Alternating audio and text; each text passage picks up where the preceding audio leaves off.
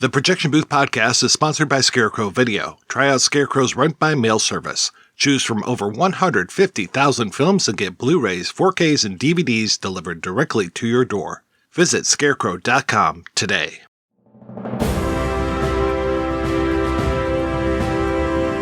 Hold your ears, folks. It's showtime. People pay good money to see this movie. When they go out to a theater, they want cold sodas, hot popcorn, and no monsters in the projection booth. Everyone pretend podcasting isn't boring. Turn it off. Turn it off.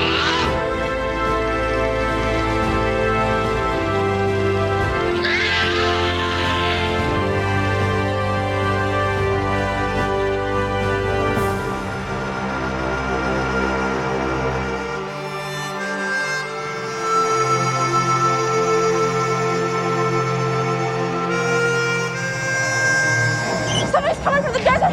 It could be a David, quick! Name's Felix. Crabtree. This is Betty. It's me. I'm not sending them away. Go on! People don't fly. Like a bird, yeah. Pedals, Reverend. Like on a bicycle. Enough push to carry the three of us. From decision, distance. He's leaving. I don't want to talk about it. I've got 5 days at the most. Well, how come you're on the run?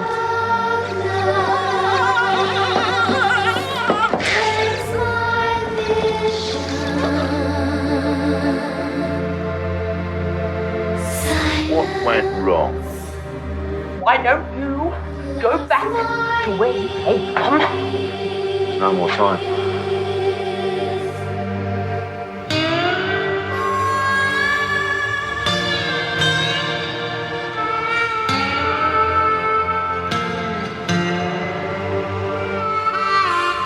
You're evil! You're gonna burn in hell! Come on, go! Come on, that's it, go!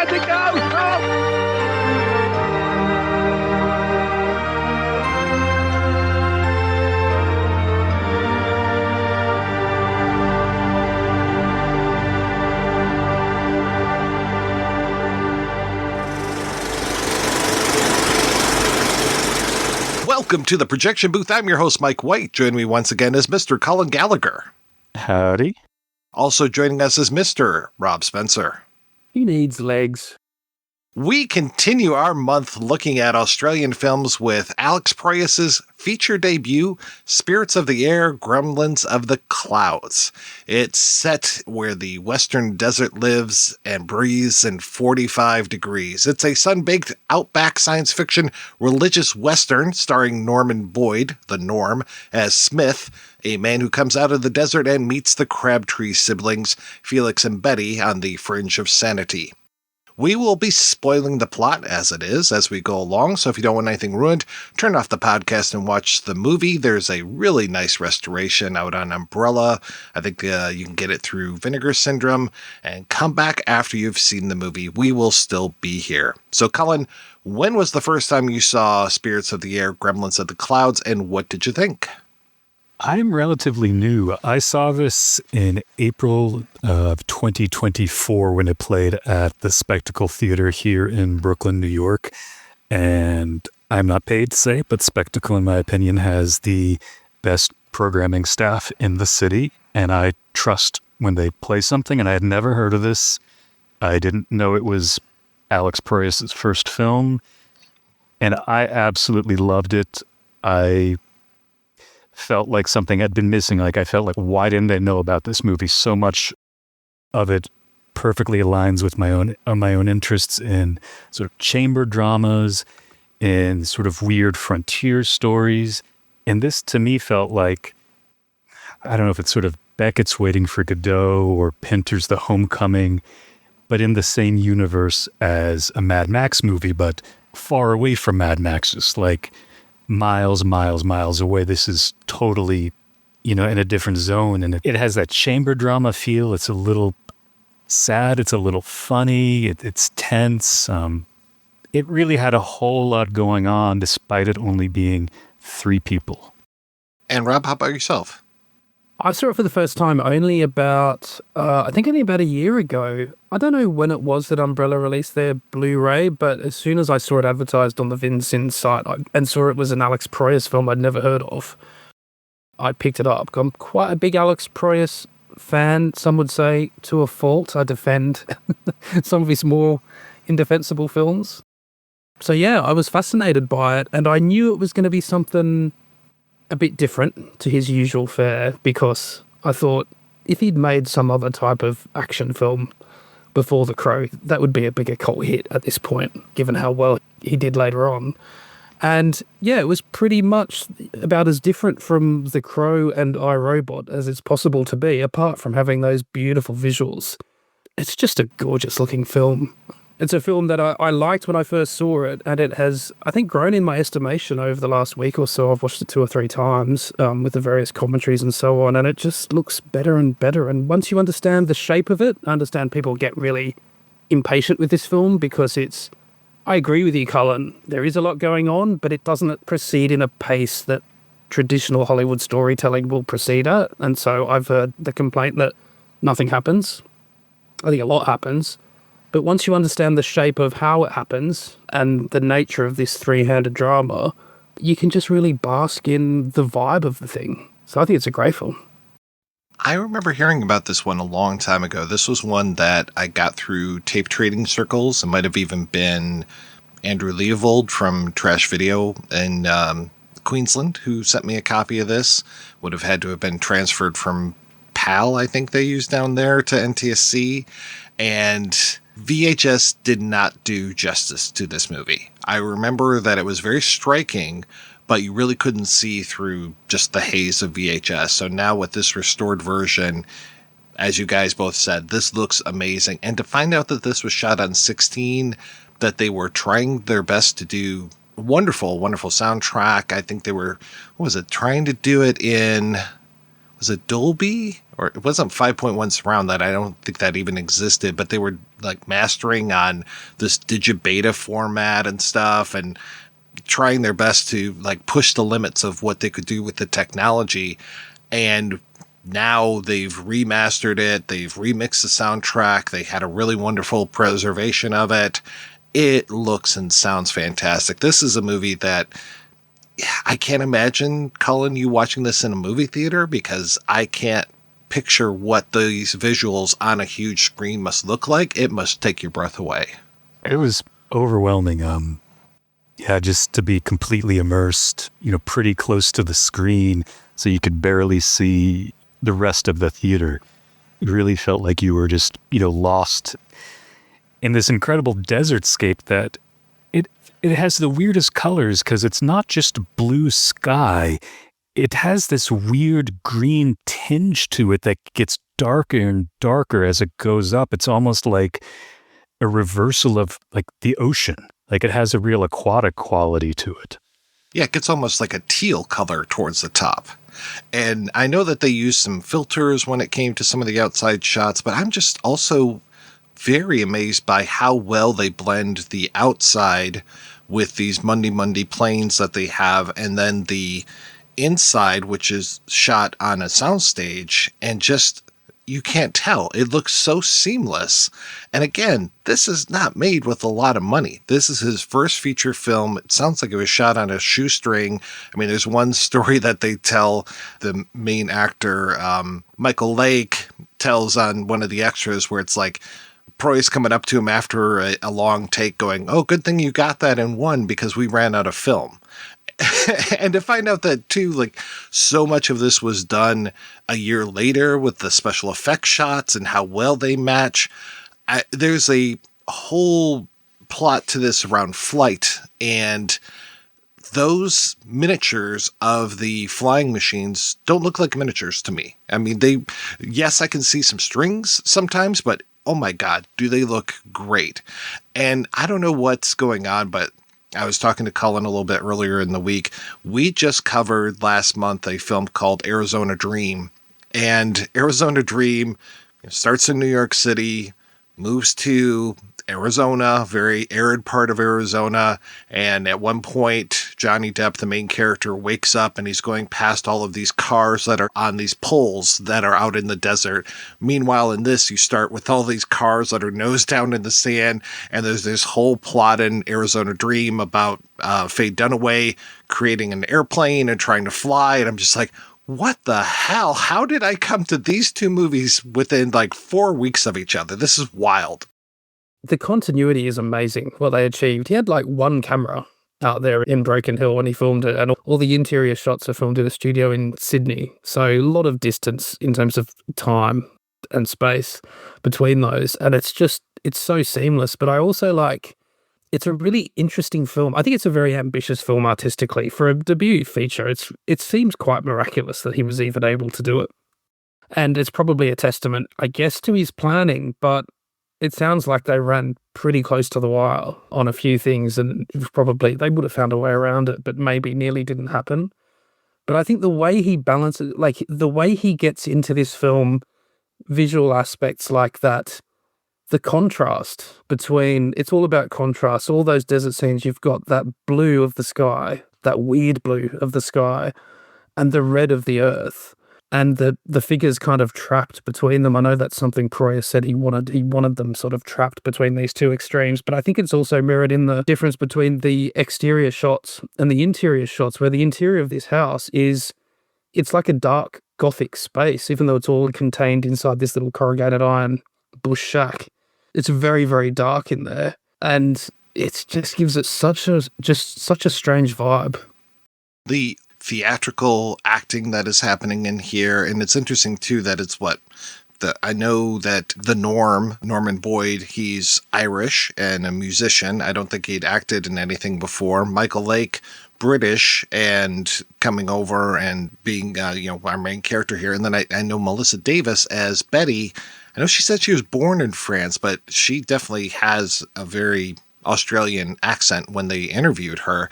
And her role could be the most thankless role in the film, where she's just kind of overdoing a lot of it. She's very, very loud. She's kind of off the chart when it comes to some of the performance. But when it comes to the makeup and everything, it kind of clues you in. This is very much a Whatever Happened to Baby Jane, Betty Davis type performance. And I'm wondering if Betty Crabtree is named after Betty Davis here, just with like that overdoing it of everything, and kabuki style makeup that she wears quite a bit. And it's so fascinating to see where some of these visuals come from. And I'm really glad Cullen was tuning me into some of Proyas' music videos, and to see some of those images from earlier in his career. Like, what was it? He did a video for Drop Bears called In Your Eyes, and there's a person playing this violin or viola type instrument, and then like In Excess, Kiss the Dirt, you have that wonderful blue sky with that wild, orange reddish ground and everything. I mean, it's great to see how he was able to take that music video profession that he had and was able to use those same kind of clues and visuals, those themes that he wanted to work out inside of Spirits of the Air, and that he was using all of these people. It was like a collective of people that were making these music videos with him, and it was like really the only viable thing for him to be doing at the time. It's like music videos and commercials were like the only outlet that he had for a long time before he was able to really break into motion pictures. And unfortunately, Spirits of the Air kind of came out and left very quickly, other than being, as Tom Waits would say, big in Japan. What really did make a splash? Mike, as you're talking about his background as a music video director, and Rob, you were talking about, the pre-production, just add the planning that is so evident in all of the shots and compositions. I was really surprised to learn that Proyas got his start working in animation, which I haven't been able to find too much out about, but in some ways it does make a lot of sense, this real understanding of the edges of the frame and the spatial relationships of the objects. I don't know if either of you were able to see, it's one of his earliest short films called Groping. I found it on YouTube. It's very disturbing. It's sort of his version of the Kitty Genovese murder. That's the legacy of Kitty Genovese, who was murdered in Queens, New York in 1964. Her story is taught in psychology classes, and her name is synonymous with people who look the other way when trouble happens. But the way he films it is all stop motion, but with real actors. And so they're moving incredibly slow, but it's frame by frame, so everything around them is moving fast. And he uses that same technique. And there was another video, a Fad Gadget, it's Ricky's Hand. But it is, I don't know, I just started thinking about the colors in Spirits of the Air, some of the performances, like they're not totally grounded in reality. There is something almost a little animated about it, even though the elements within the frame are just completely, they were really there in these environments, the props, everything. So I really like that sort of contrast between this exaggerated style and this, almost like pseudo documentary, guerrilla style of filmmaking. Yeah, it reminded me a lot of Terry Gilliam stuff as well. And it's interesting that, I don't think they're very naturalistic characters. They're obviously meant to be archetypes, I think. And you've got Smith, the Boyd Norman character, where everything is completely underplayed, where he barely speaks. And it's all about his kind of laconic, almost non-movement. But then you got Michael Lake as Felix, and he's almost kind of Monty Python-esque too, in the way that he acts and some of his mania that he gets into when he's creating. And I think it's really, though, Betty, who I think some people have a problem with that performance because it seems tonally weird, because it's a reasonably serious film, but then she will just be having certain scenes where she seems in a completely different film. I think she's amazing. Like, I love the performance. I think it's really hilarious at moments, but it is unexpected, a lot of what she does, let alone what she's wearing and the amount of makeup that she's got on and all these costume changes she's got all the way through the film. I'm with you. I love her performance. And as I've rewatched it time and again, her character I actually come to like more and more. I sympathize more with her. There's a lot of depths that you can start to, sort of peel apart when you start comparing the different characters to each other. And I do think it is the most surprising and perhaps shocking performance in the movie. You would not expect that, but I absolutely adore her, and it might be a little bit difficult to be her friend, but I would love it. Life would never be boring with Betty around. She's adorable, but she's always playing a role in every single scene, it seems like. You don't know how genuine any of it is that she's saying. She's hard to get a beat on what's driving her. Is she just insane? What is she worried about? And then there's one scene towards the end where she goes and sits at the father's grave, and that's her. That's just her. And I noticed that Alex Proyas said in the audio commentary he wished he hadn't layered the makeup on her again for that scene. That should have been makeup free. I think it works fine just as it is, but you can tell just from the performance, okay, this is the real Betty we're seeing at this point. And for some reason, she makes up all these fictitious roles that she plays for an audience of one, I guess, most of the time. The first time I saw it, I kept going back and forth between being, well, Betty and Felix, who do we actually trust? Smith doesn't know either of them. Felix, seems to have his own designs. He needs someone to help him realize this project. And Betty, is sort of alternately treating him like he's, this harbinger of doom and destruction that's going to ruin everything. And at other points, she's trying to convince Smith that her brother's actually a serial killer and is going to be killing him. And at least the first time I was watching it, it's like, is there something to what she's saying? Because we really we don't. There's no outside information to tell us which of the siblings is more grounded, if either of them is grounded. Her story is entirely plausible when she pulls Smith aside and says, "Look, can't you see he is obsessed with trying to fly? You're not the first to come through here. He's crippled himself doing it. He's now, at best, you'll be crippled, but you may well be killed if he gets you up there. This is what he does." I mean, that might even be somewhat true. We don't know if any other people have come through and embarked on this sort of exercise with Felix in the past. Yeah, I really feel like Smith is the role that he is, which is a Western anti-hero. He feels very, and I know that Proyas was talking a lot about Leone. He feels very harmonica, feels very the man with no name.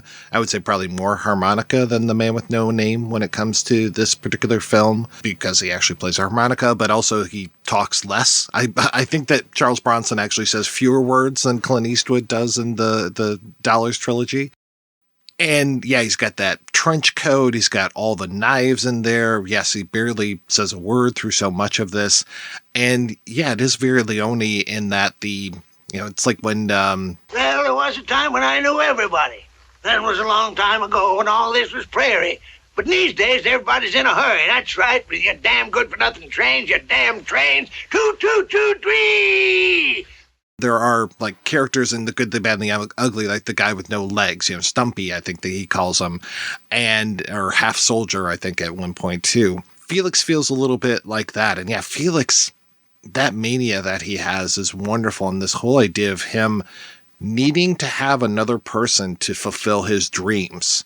And then meanwhile, he's got his dreams. And meanwhile, Betty's got her fervor, her religious mania, and all of these crosses that are everywhere in here. And you just wonder what their relationship was with their father and how much he drove into them of their manias. Both of these people are being persecuted by their dreams, it feels like.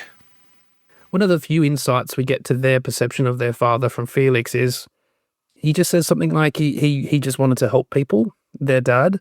But there are all these signs around that he was some sort of nut. I mean, there are crosses everywhere, like a long way. We know it goes a long way out because when the pursuers are coming for Smith, they walk past the crosses. I think that's the first one, isn't it? The first of those miniature scenes, which is what, days or weeks before, days, I guess, before the end of the film.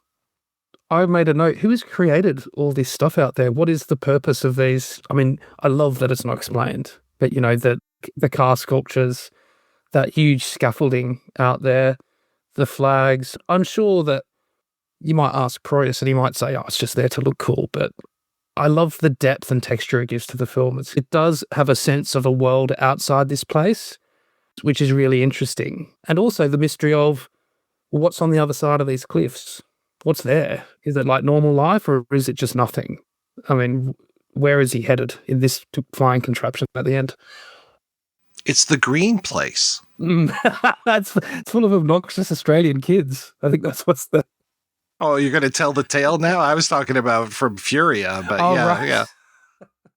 I'm so glad that they don't over-explain these things, because I think if they ever tried to, it would just make things too literal. Like it is walking this fine line between being a sort of a post-apocalyptic movie, but it's kind of a parable.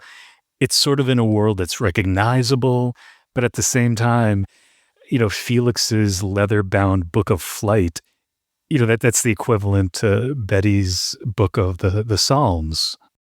You start to wonder how long, or like what has passed, because clearly Smith has never seen an airplane, or, that's complete fantasy to him. And it almost sounds like to Felix that in his lifetime, airplanes might not have been real. It's like what's happened in this world. You don't know at all. I wondered that. Everyone acts like planes aren't a real thing. They all talk about them as if they're a mythical beast.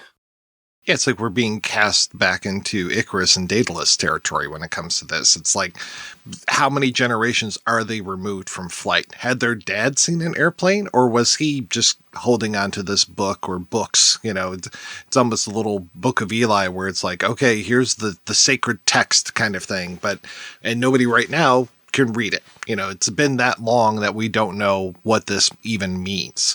And it's kind of the same thing, Felix looking at these pictures. It just feels like he grew up, like kind of like I was saying, like he grew up probably reading that book, and Betty grew up reading her Bible or reading her Book of Psalms. And it's just like, okay, now it's like I don't want to say poison both of their minds, but it basically becomes their obsessions as like the only thing that they can latch onto. And he's just hoping so hard. He's like, oh, well, this has to be real. Look at this book. And I'm amazed that he can actually even read. Yeah, they've each chosen their own belief systems, one's with science and one's with religion. And am I right in thinking that his Book of Flight, I don't think there's any like clippings from magazines of photos of 747s or anything like that. This is not necessarily set in our literal future. It's a kind of a mythical post-apocalyptic world where I think it's all drawing, it's all conceptual stuff. So when Smith reacts to him with incredulity about his dream of flight, he's not sort of saying, oh no, you're not going to be able to fly with just the resources that you've got at your disposal. He's saying flying's impossible. You can't fly. People don't fly. And that's where suddenly it goes from science to magic, because it feels like, what's that old quote about, what you don't understand is magic kind of thing? It feels like this is almost a book of spells for him when it comes to, oh yeah, well, you just have to get this and that. And I love like his orgiastic wind machine that he has with the little airplane that flies. And I mean, he's basically having an orgasm while he's doing this with the plane flying and everything. And to hear again Proyas on that audio commentary talking about how the actor had like different levels of laughter and he could hit those every single time because they only had the one camera, so it's multiple takes putting this all together, and that he would nail that performance every single time. I still am sort of fascinated by the title, which the movie doesn't really fully address. The spirits and the gremlins, because gremlins, to my knowledge, comes from that sort of talking about, it's like early 20th century sort of military talk. These were the things that could get in to the engines and, cause problems. And what do you all make of that juxtaposition of, spirits versus gremlins? It's a good point. I think it does mirror that science versus religion thing, or spirituality at least, spirits versus gremlins, which are, as you say, I think they're a 20th century idea, weren't they? Gremlins? I can't remember. I've read up about it once, the history of where this idea came from. It's not something that came out of medieval folklore or something like that. It's something much more modern and is inextricably associated with technology. So yeah, I don't know. There's also the whole thing about clouds. I mean, I do find the imagery of clouds in this film quite incredible, just because, I mean, the skies that they got out there in Broken Hill when they were filming just feels like serendipity that they got this amazing, maybe it's always like that out there. What were the skies like when you were young? They went on forever. We lived in Arizona, and the skies always had little fluffy clouds in them, and they were long and clear, and there were lots of stars at night.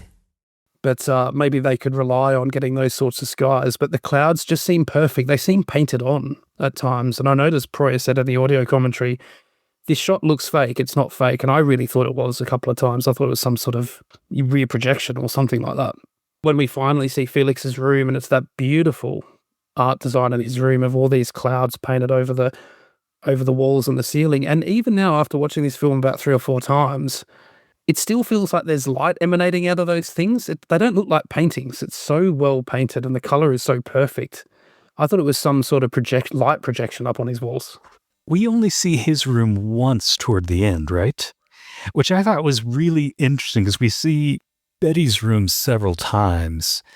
I would have to look at the chronology. One of her rooms sort of looked like one of the rooms from the Crowded House video for Don't Dream It's Over. I think they call it the mission room because there's a lot of religious iconography and candles. But yet seeing his room with the clouds didn't seem like that room actually belonged in that house. Even as you were talking, I sort of feel like the lighting, it looks like it's somehow lit differently. And it does feel like a child's room, somebody, a kid that just dreams of being a pilot. And I don't know, I felt like we got to see a little bit of a softer, more juvenile, idealistic side of Felix. Because when he's, working with Smith, he's using profanity, he's swearing, he's sort of like under his breath to be like, hell. And then be like, oh, hell, we almost got it. Like there seems to be this battle between the part of him that thinks he's going to fail. And then, well, I have to pretend to be optimistic to keep my, my companion going. And then you see that room with the clouds everywhere, and he is just a child dreaming.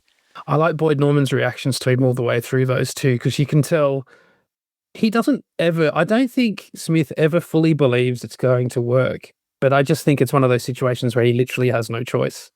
He doesn't believe he can get up the cliffs for whatever reason. That's not explained to us. He has to get north. That's his only option. So he may as well give it a try. So there's a sort of fatalism from his point of view, I think. I think you're right. And even at the end, not to skip around too much, but up until the climactic flight, he is sort of saying to Felix, like, you sure I'm not going to crash and die in this thing? This whole thing of him being pursued by these three unknown gunmen, again, very, like they've got the trinity of the three gunmen, the good, the bad, the ugly, or, Father, Son, Holy Ghost kind of thing, or just those three gunmen at the beginning of Once Upon a Time in the West, and then you've got the trio, the trinity that we have with Felix and Betty and Smith. And I like that we have those contrasts between them. And I really do like what you're saying as far as like how far out are the gunmen, the pursuers, when they come across those. I mean, it's such a filmmaking 101 kind of thing where you set up like, okay, you pass by the church and then the school and then the firehouse, and then an hour and a half later, you see these other guys pass by the church, the school, and the firehouse, just to establish like what their path is going. It's that classic chase type thing that you do, but to spread that out for so long, and the use of those damn miniatures, they look amazing. I never would have thought that those were forced perspective shots. Looks so good. The first time I saw this film, I was like, I wonder where those cars are. I'd love to go out and see that. Exactly, because I mean, I've been to Carhenge out in, what was it, North Dakota or no, Nebraska, and it stopped by there and saw Carhenge. So when I saw these cars here, I was like, okay, modernist sculpture kind of thing, or folk art. I mean, so much folk art seems to go through here, especially with like the windmills and those like kind of nailed to the posts and everything. I mean, so much of these crosses feel like they were kind of what they actually were, which is, a bunch of these guys on the on the crew out there with like gluing things onto these little crosses, but they're little crosses. They're not these huge things that look like they just dot the landscape. Even the use of the telephone poles looks like it's a whole bunch of crosses. I was reminded a little bit of the way that Randall Flagg would crucify people on the telephone poles in The Stand. Yeah. I was reminded of the cover of Bob Dylan's, what's the album he did when he went Christian? What's it? I can't remember the one, but it's got telegraph poles that look like that. New Day Rising? Yeah, there's all this Christian imagery, but there's some hints of Buddhist imagery in there too. I mean, the light, it reminded me of Tibet. Not that I've been to Tibet, but Tibet I've seen on film had that similar sort of rarefied atmosphere to it. And there is a moment where you've got prayer flags on the side of the house and the crosses with the sort of double cross piece too. I'm sure that's something I've seen in Eastern iconography somewhere as well. It's a real mythical land of the mind, this, and not to be taken literally in any way. And I think that's one of the keys to enjoy it and get on its wavelength, is to think, okay, we're talking about broad sweep of ideas here.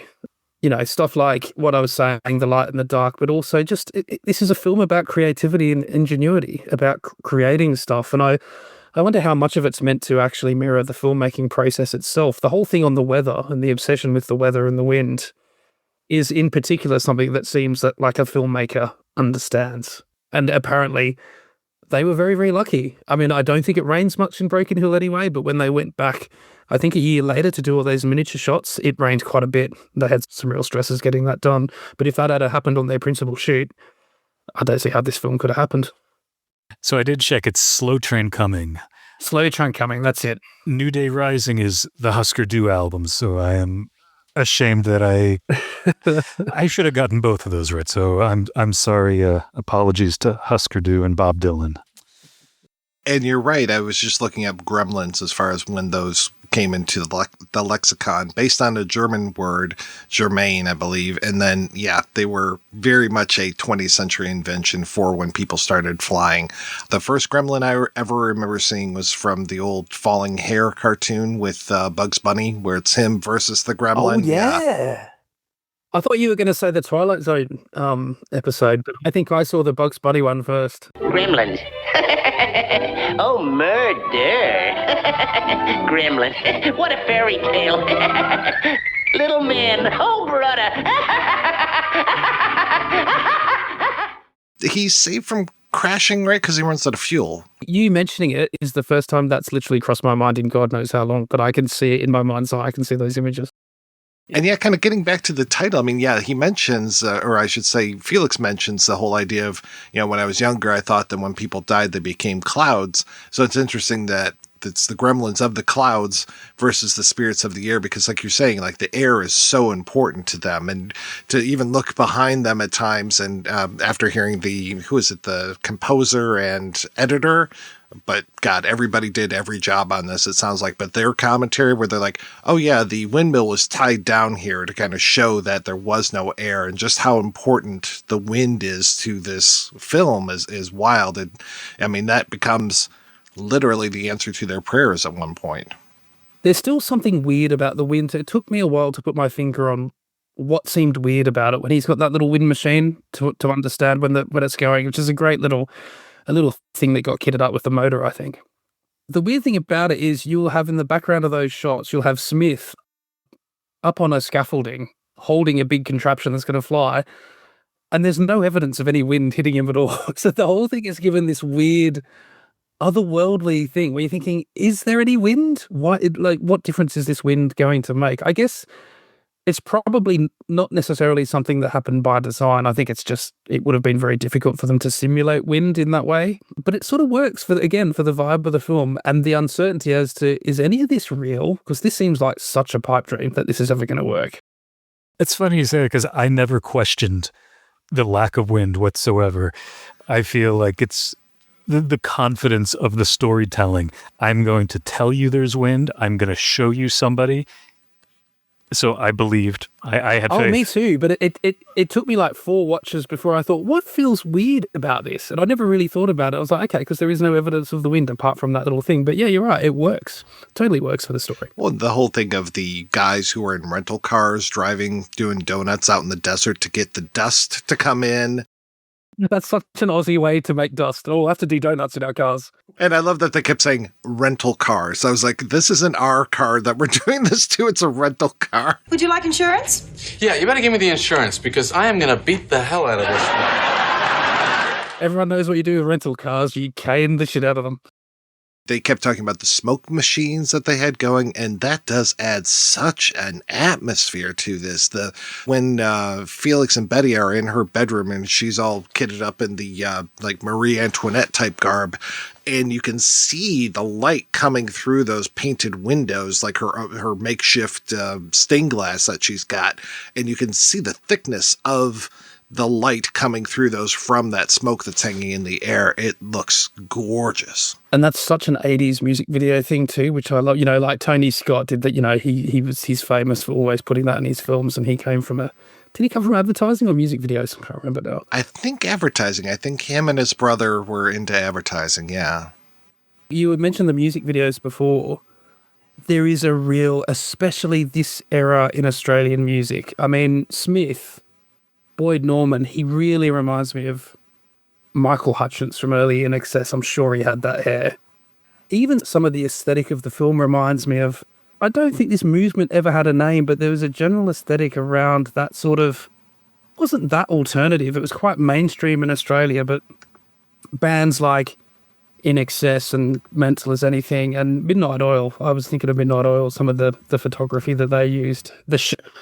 100%. That's why I dropped in a little Midnight Oil in my intro there. Oh, nice. Yeah, because I knew it wasn't the Western desert, but it's still probably at least 45 degrees, which I always thought sounded incredibly cold. Yeah, that's all right. That doesn't translate properly into American, does it? It also reminded me a bit of, there was a clothing label that was, I remember, really popular in Australia for a while called 100% Mambo. Did you guys get this over there? Does this mean anything to you? Doesn't sound familiar to me. It was kind of like surf wear. They used to sell it in surf shops, which is where all the kids would go for the trendiest clothes back in the sort of 80s and 90s when surfing was all the rage. 100% pure adrenaline. They had artists. One of the artists was Martin Plaza from the band Mental as Anything. And they just had this weird otherworldly vibe to these pictures that this film reminds me of so much. So this very much, I'm not at all surprised that Proyas came from music videos and that world, because this film is really steeped in that.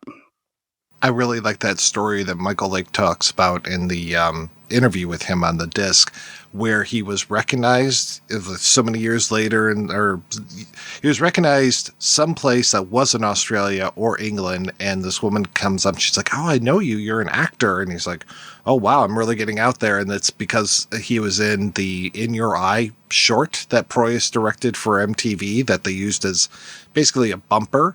And I've talked about bumpers on the show before, like when I talked with Robert Longo for Johnny Mnemonic, and just how amazing his bumper was that was on there with Steve Buscemi in it.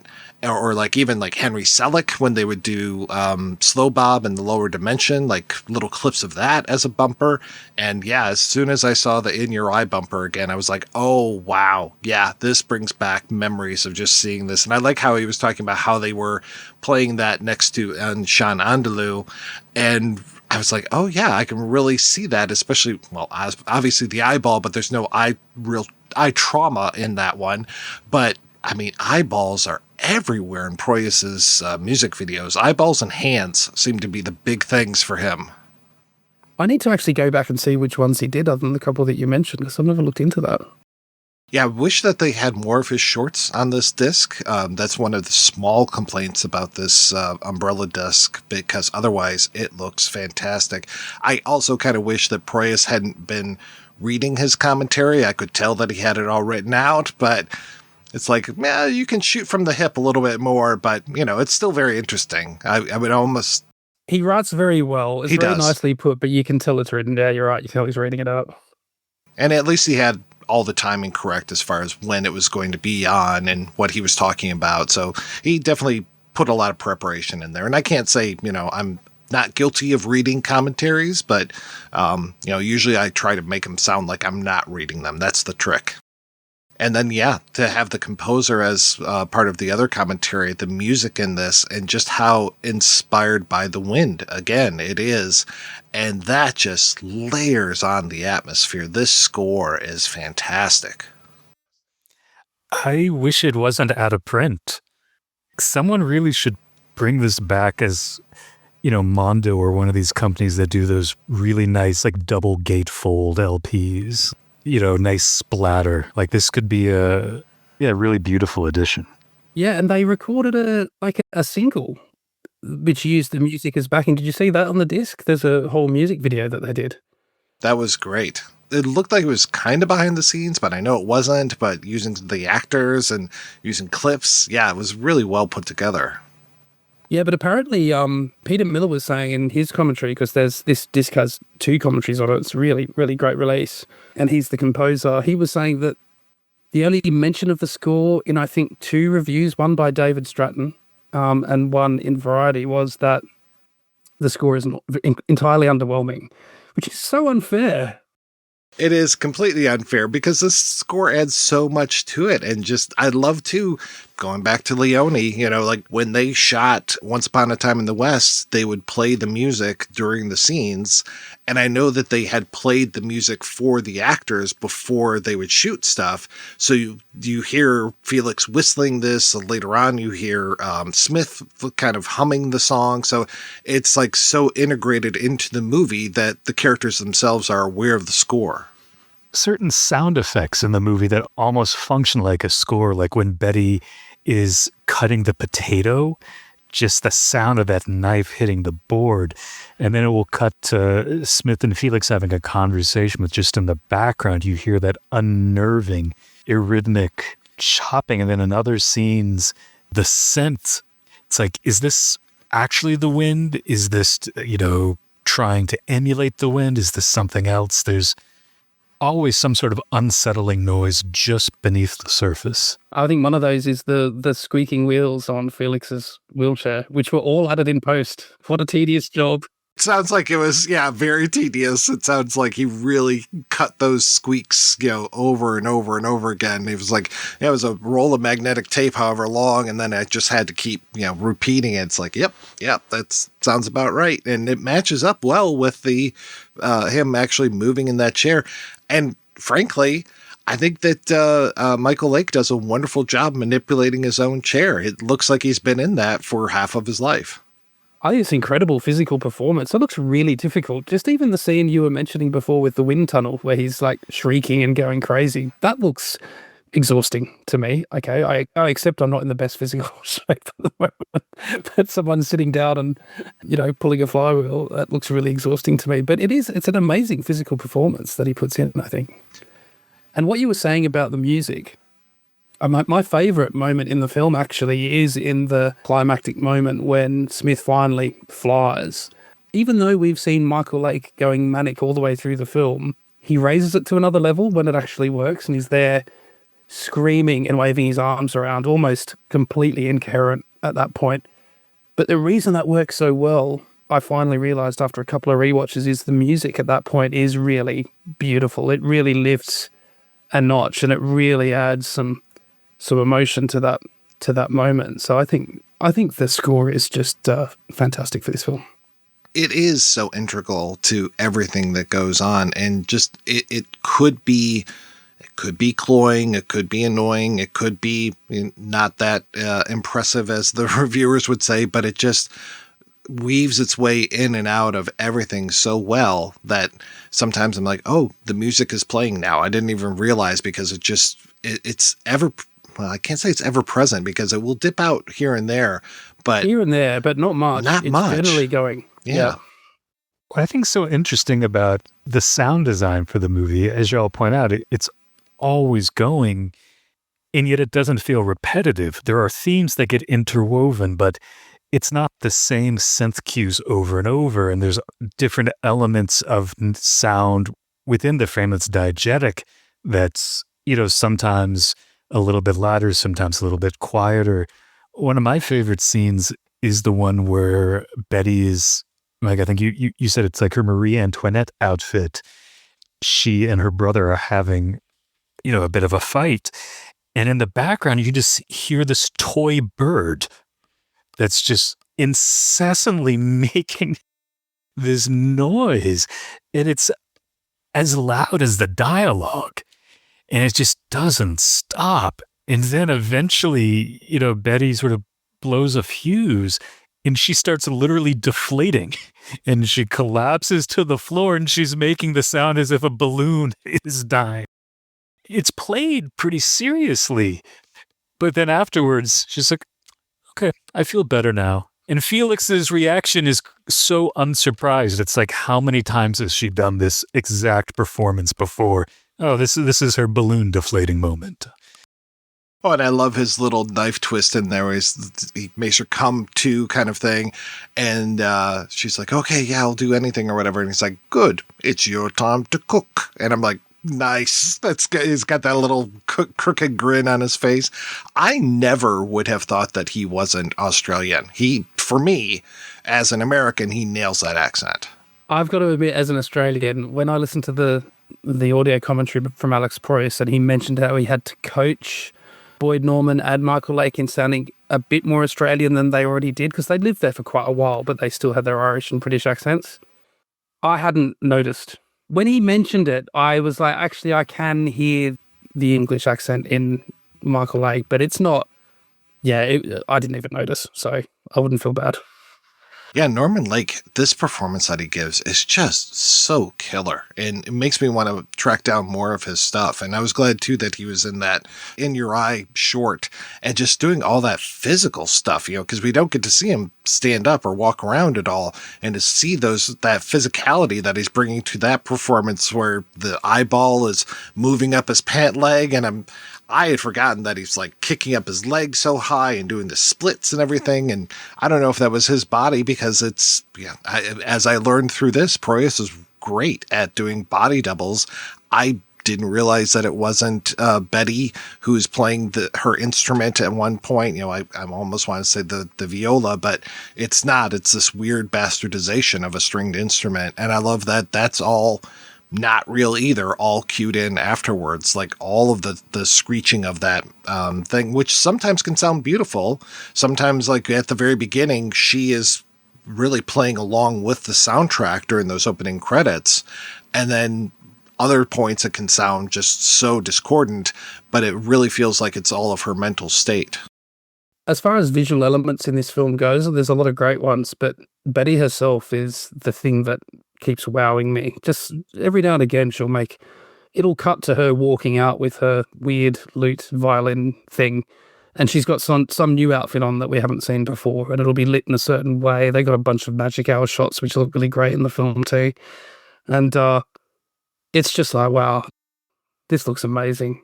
And there was part of me that thought, without getting too literal about it, thinking, well, would you really, if you lived out in a place like this, would you sit around putting makeup on? And then I thought, well, what else is she going to do?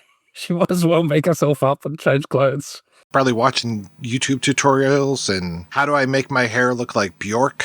So today, if you can't guess what I am, inspired by, is Bjork. I have loved Bjork for a very long time, and I think she's so talented and unique in the way she does her artwork, which is her music, and I love the hairstyle. I used to rock this, believe it or not, back in the 90s when I was a baby. Well, and some of the hairdos sort of look like Elsa Lanchester in the Bride of Frankenstein. There's Proyas refers to it as the Minnie Mouse getup, where it's sort of this almost like T-bone, forked bun. And then there's one toward the end where she's trying to do this, sort of black lipstick, but the lips are off center.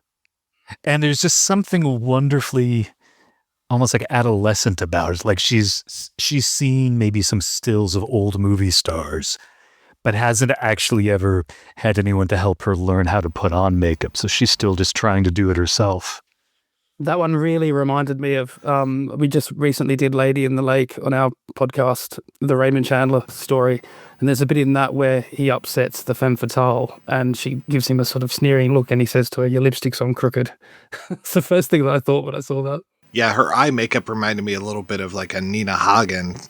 And there's something about just her body movement in general that I kept thinking of German expressionism from Metropolis, or even Conrad Veidt in Caligari. Sometimes her movement is very, robotic's not the right word, but it's almost like she's a puppet. I think she had a background in performance art, didn't she? She was with some French surreal performance art troupe or something before, because she has not done a lot of film work, which is such a shame because I think she's absolutely incredible. Rhys Davis, she had a role in Brian Trenchard Smith's Dead End Drive-In, which I love, which I also kept thinking of in this movie because that's another movie about people trapped and all they want to do is get over a wall. And they don't know what's going to be on the other side of that wall. I wondered if there was a specific reference to it, because there's the bit at dinner. She's trying all these strategies to get rid of Smith. And at one point at dinner, she just goes full on the offensive and says, "What gives you the right to come here? We were fine before you arrived here." It reminded me so much of the sort of the critique of, the anti-immigration argument that you get in Dead End Drive-In. Really, really similar. And then I saw that she was actually in that, Yeah, I saw some comparisons with other post-apocalyptic films, which there are plenty when it comes to this. And when you're talking about the German expressionism, I'm just like, okay, later on this year, we're going to be doing Dark City, which I think is majorly steeped in German expressionism. So I can tell that he likes it. As is The Crow. I watched The Crow the other night just thinking, because I had not seen that since it came out. And I thought, if I'm going to be talking about Proyas, I really should revisit The Crow. And the city in The Crow could be the same city as the one in Dark City. It's definitely got that German expressionism feel to it. It is not a real place. This is obviously something Proyas loves. Settings for films that are not even trying to be a real place. Oh, come on. That's totally real. That's Detroit. There's all that stuff about Detroit in there and Devil's Night and all that. Yeah. It was prophetic. Yes. But yeah, to jump on that as well. Yeah. Some of those shots in The Crow, I was talking with Cullen earlier this week, and I was like, yeah, I don't really need to watch that movie again because it's burned in my brain. I mean, the shot of Brendan Lee along the rooftops, and you've got that Nine Inch Nails cover of Dead Souls by Joy Division. I mean, that is one of the most striking moments in that film for me, and I will never forget that because it just was, wow, what is happening here? This is great.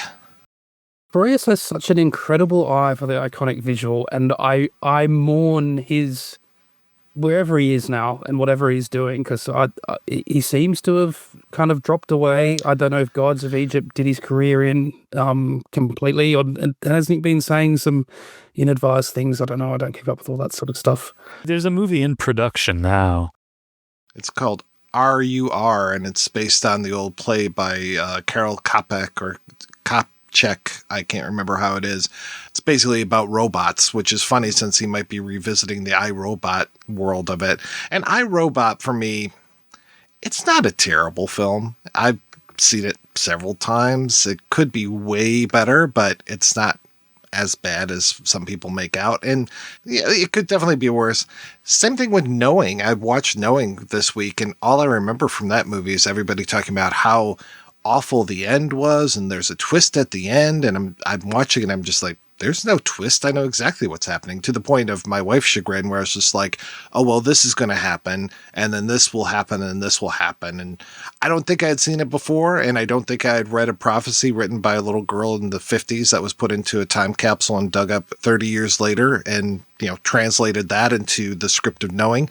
That's not the case, but I can't remember if I've seen Gods of Egypt or not. I think it just got lumped in with a bunch of other kind of slop from other music video-y type people. I know I love Tarsum, listen to our episode on The Fall, but I think he also did something sloppy like that too. And it's just like to the point where I was actually getting Proyas, Tarsum, and then, and then David Toohey for whatever reason, I guess just because of Pitch Black. I was like, oh yeah, Pitch Black and Spirits of the Air, Gremlins of the Clouds. I can see how those two movies are related, but they're not. They're not at all. Well, the Tarsum Singh parallel is really good because, Gods of Egypt is Proyas' Immortals in a way. It's like total.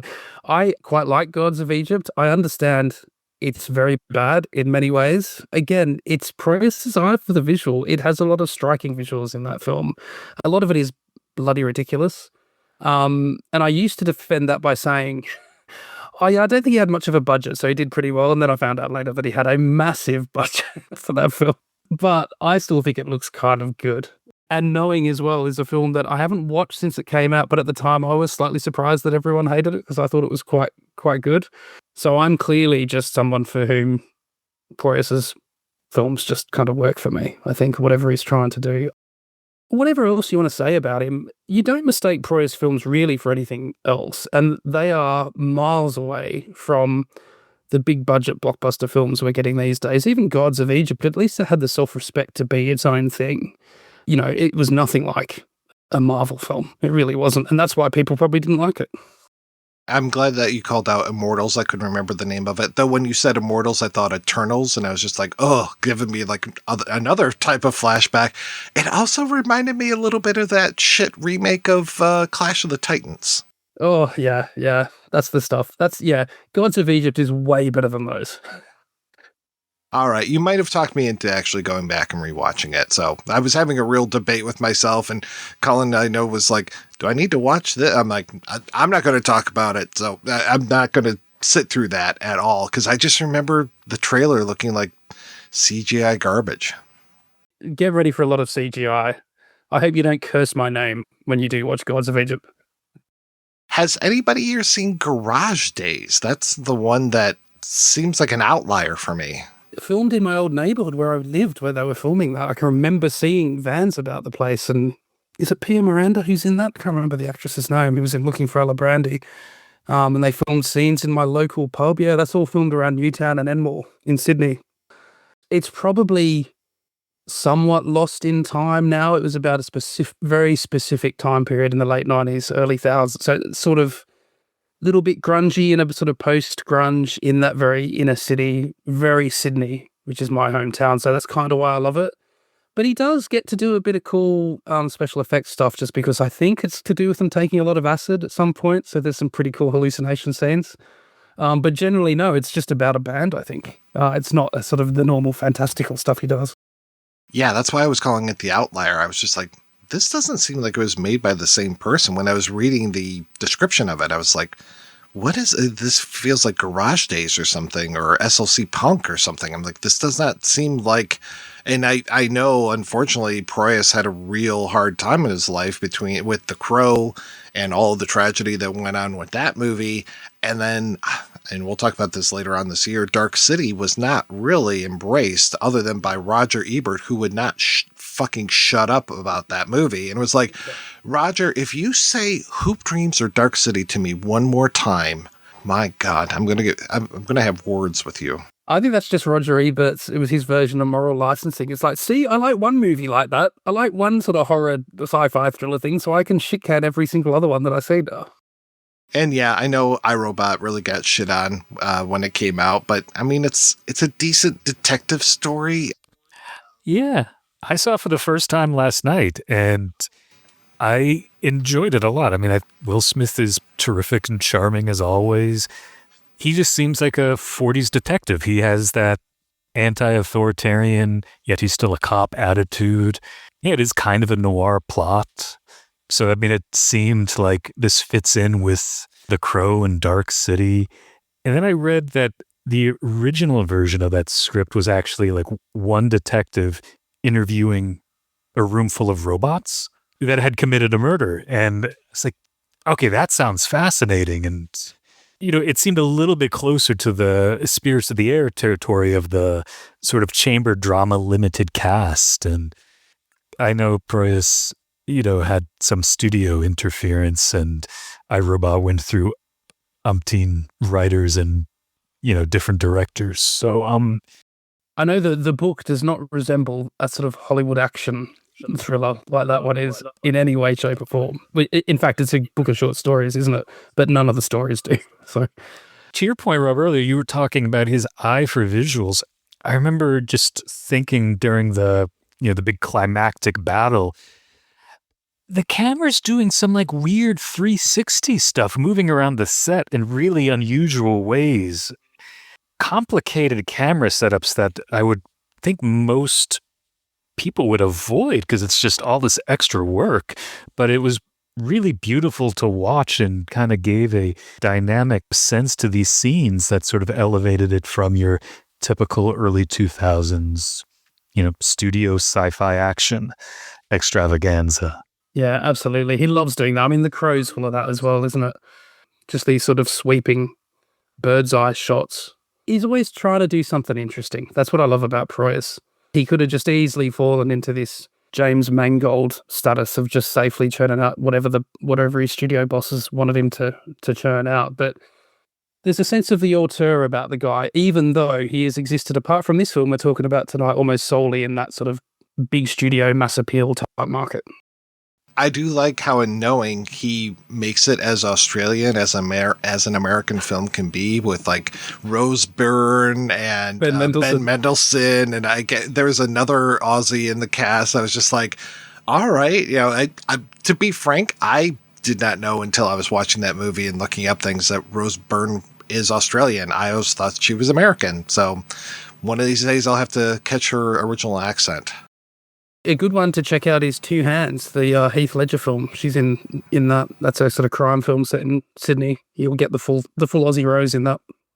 Yeah, Heath Ledger, also Australian, and I always forget that because he puts on that brilliant Midwestern accent in the Dark Knight. You know, just how he affects. I mean, he sounds like he's from the neighborhood with some of the nasal performance that he gives. He could do American. Are you serious? Accent. You're not being sarcastic? No, I thought that he did one of the best accents, and like when he's even doing the accent in Brokeback Mountain, I mean, I hear no Australian in his voice whatsoever. Actually, speaking of Heath Ledger's The Joker, God, that was based a lot on The Crow.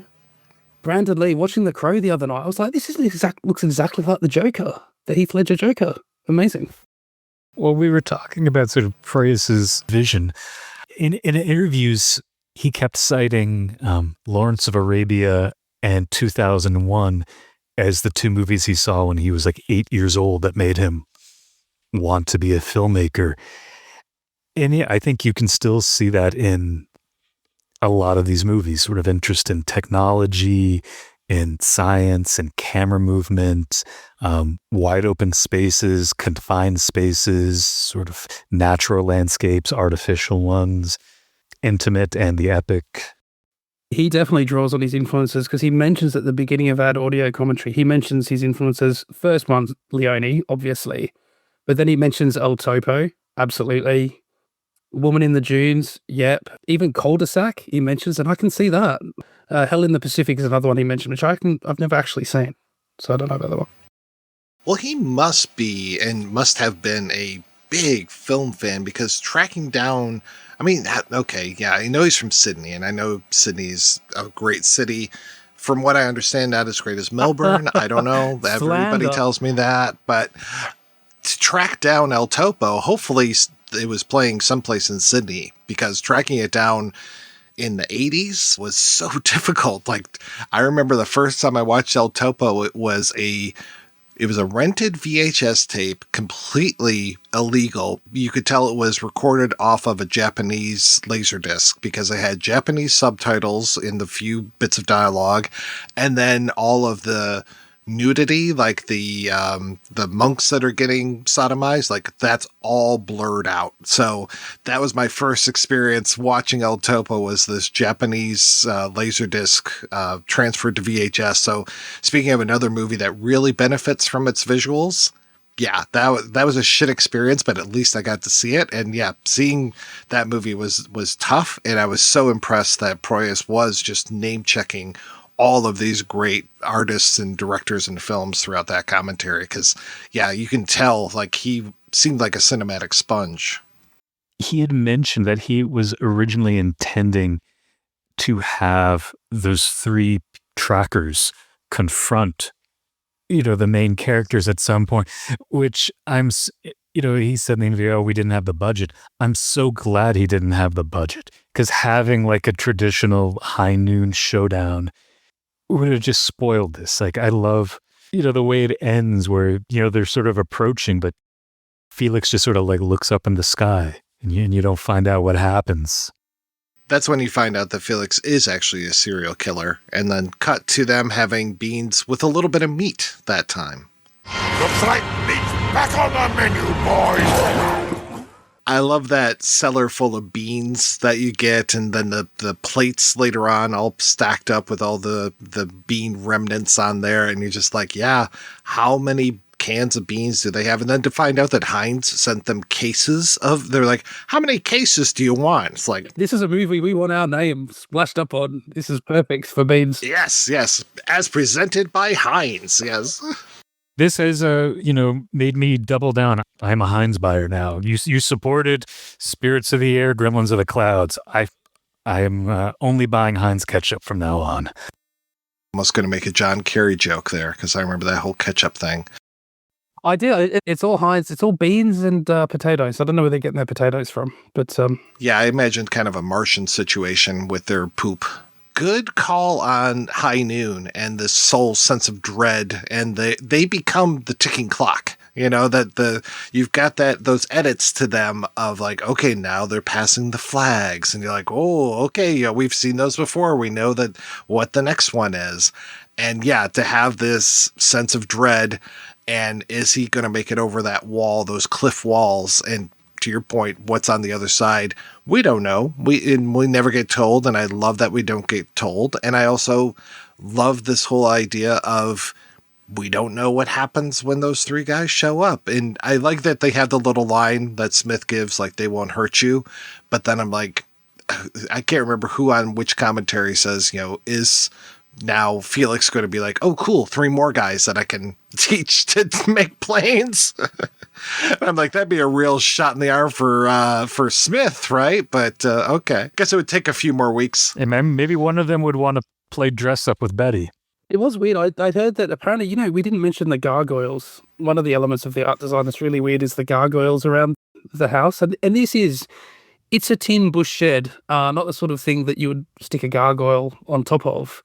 And I heard on one of the commentaries, they were saying that there was 4 of them, and they were meant to represent the 4 horsemen of the apocalypse. And then I thought, well, why is there only 3 guys coming? Surely that seems a perfect opportunity to mirror the 4 horsemen of the apocalypse coming for them. But then I noticed on a rewatch, you can only see 3 gargoyles. So I don't know if this was just a serendipity thing where maybe one of them broke. Apparently they were made out of polystyrene. And then Proyas probably thought, well, now I only have to find 3 guys to play these. Because I think it was the composer, the production designer, and someone else. Everyone did, double, triple, quadruple duty on this film.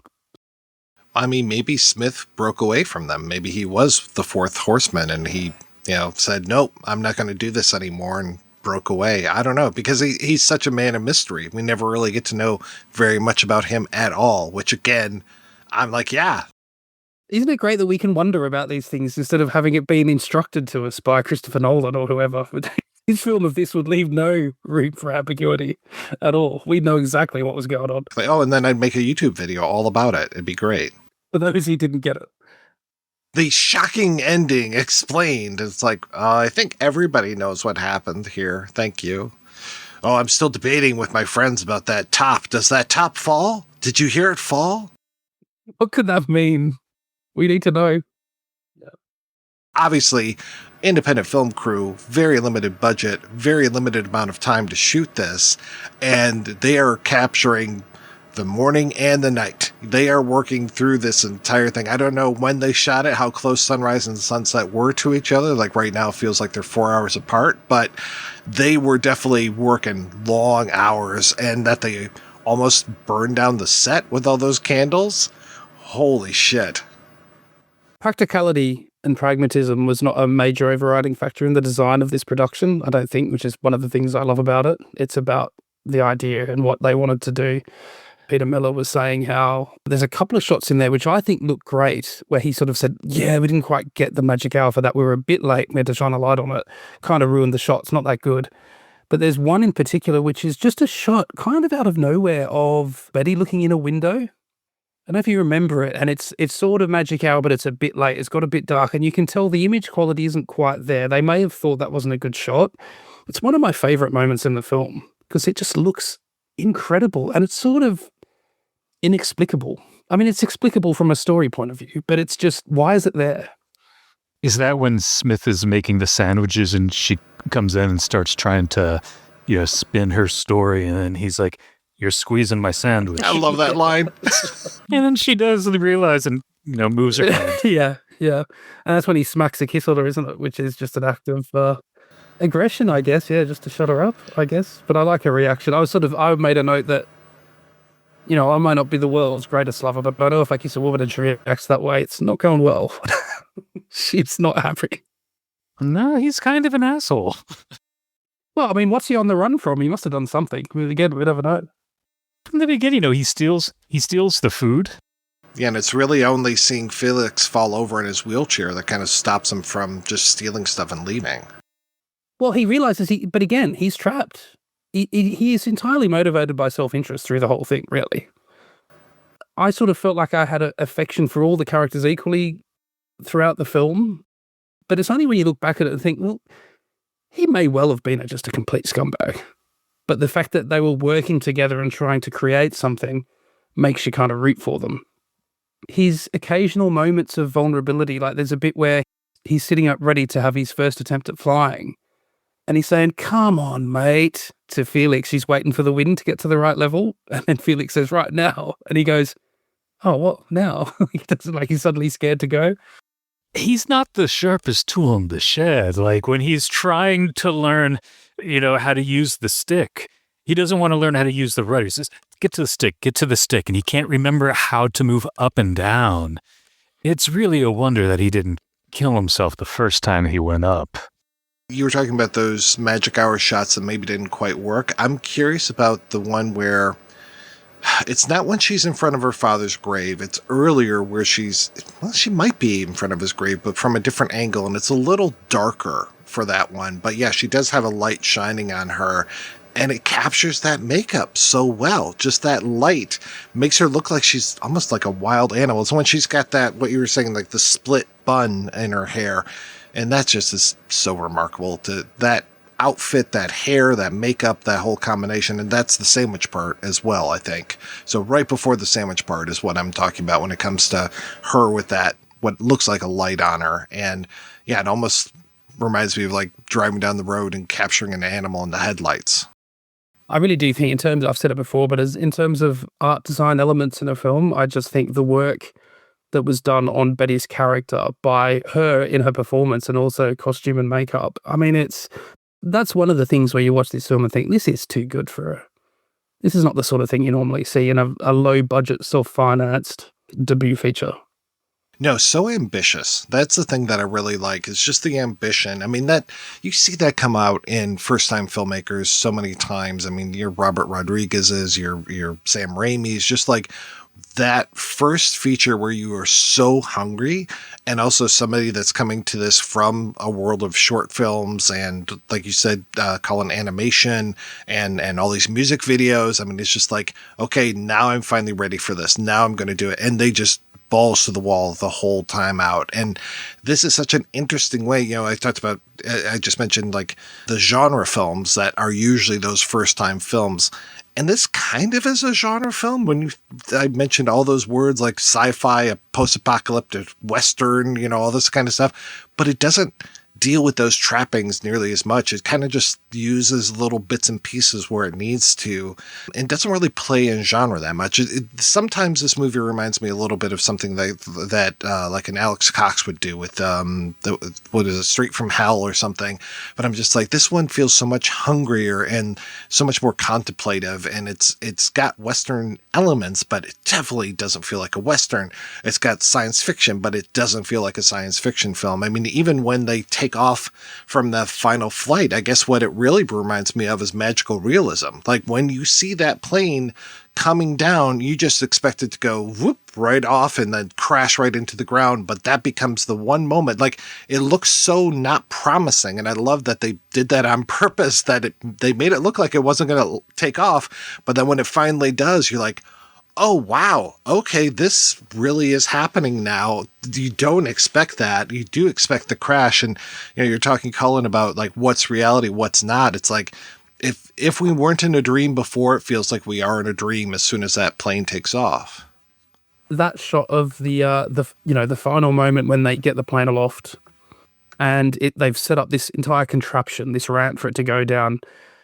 It's on the second commentary. I think it's Peter Miller says, this is crap, this shot doesn't work. And I can see why, because as it's going down the ramp towards the last bit that goes up, it's already slowing down before it's got to so you can tell. But I would still argue it sort of still works. As you say, it gives it a sense of none of that shit matters in this film. The plane's going to take off. We know it is. This is a bit of magic that's going to happen. I appreciate the effort they went to create all that stuff. That's all part of the apparatus of the procedural of how they're getting the plane up. It's all part of the creative process. We don't actually have to see it work exactly right. It's not that kind of film. All right, we're going to take a break and play a preview for next week's show right after these brief messages. Looking for something superior to streaming? A place with more than 5 times the selection available on all of the streaming services combined? Check out Scarecrow Video's Rent by Mail service. Select from an unparalleled collection of over 150,000 films and get Blu-rays, 4Ks, and DVDs delivered directly to your door. Get in on it now at scarecrow.com and rediscover the wonders of physical media. I'm just a girl. It's too dry, too hot, too many bloody flies, but it's ours. It's Australia. My first brekkie with my new hubby. I'm not your husband. We're not married. Will you wait till you see the photos? Stand up, you duffer. Whack me in the head. Head of the gate. Honeymoon is totally unacceptable. You asked me. Well, I don't think On so. the beach, you said. What did I say? I love you. I want you to be happy here, Teddy. That's my prayer. As far as the 7 o'clock news goes, whoop whoop doesn't exist, and that's the way we like it. Nobody leaves here without my permission, and that permission is never given.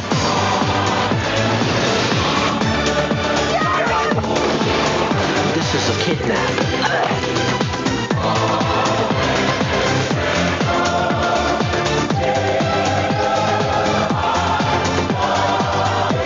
That's right. We'll be back next week with a look at Welcome to Whoop Whoop as we conclude our Australian month. Until then, I want to thank my co-hosts Rob and Cullen. So, Cullen, what have you been up to, sir?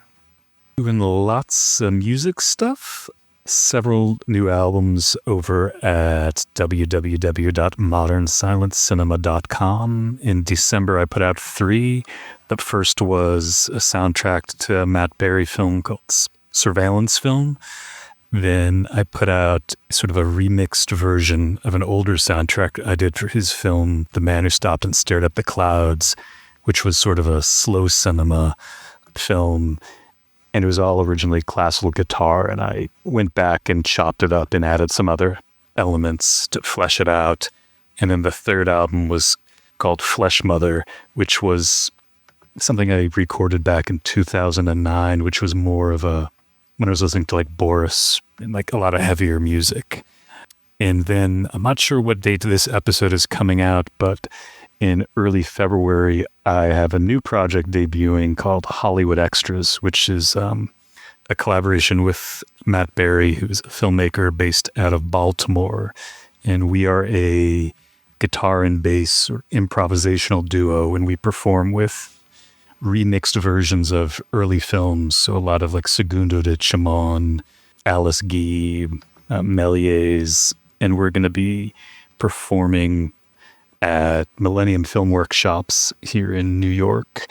The gig is actually the Saturday, February 7th, but the album will be out by the time this episode drops. So yeah, Hollywood Extras. And Rob, what's going on in your world, sir? The podcast I do with my co-host Joe, Caliber 9 from Outer Space, where we focus on cult exploitation. We take the definition of cult very broadly, so we'll usually cover a double feature we put together every week where we just have a chat about it, have a guest on. Been very privileged to have Mike on a number of times, and you were on our 100th episode. Yeah, that was brilliant, where we talked about Sisters, Brother from Another Planet, and Twins of Evil, the Hammer film, which was great. And I think when this episode is coming out, I think next up we will have just released our episode on a couple of swinging 60s, British swinging 60s films, Smashing Time and Haunted House of Horror, with Justin Kurzweil from the Hysteria Lives podcast as our guest for that. And coming up, we will be doing a double feature of Creature from the Black Lagoon and its second sequel. We skipped the first one, The Creature Walks Among Us. I'm looking forward to that one. That's a good plan. Yeah, you don't need that to see the second film. sequel, yeah. Sorry about that. Yeah, Smashing Time, that's got a real different meaning these days. Yeah, it sure does. Yeah, this one does not feature The Rock. Oh, no, sorry, that's the Smashing Machine. Yes, yeah. Oh, that's right. I was thinking of Netflix and Chill or something like that. I don't know how it goes. The kids, they say smashing stuff, so. Oh, do they? Oh, I'm not up with the kids lingo, so. I have no idea. Next week, the word root gets re-explained to me, that whole idea of, and I found out about rooting in Australia from... I was going to say, I know root from my Australian days. I only knew that because of Payback, that Mel Gibson film, because the tagline in America was, it's time to root for the bad guy. It's time to root the bad guy? Do we really want to do that? All right, guys, thanks again for being on the show. Thanks to everybody for listening. Do you want to support physical media and get great movies in the mail? Head on over to scarecrow.com and try Scarecrow Video's incredible rent-by-mail service. The largest publicly accessible collection in the world. You'll find films that are entirely unavailable elsewhere. Get what you want, when you want it, without the scrolling. And yes, they have Spirits of the Air, Gremlins of the Clouds. If you want to hear more of me shooting off my mouth, check out some of the other shows that I'm working on. They are all available at weirdingwaymedia.com. Thanks especially to our Patreon community. If you want to join the community, visit patreon.com/projectionbooth. Every donation we get helps the projection booth take over the world.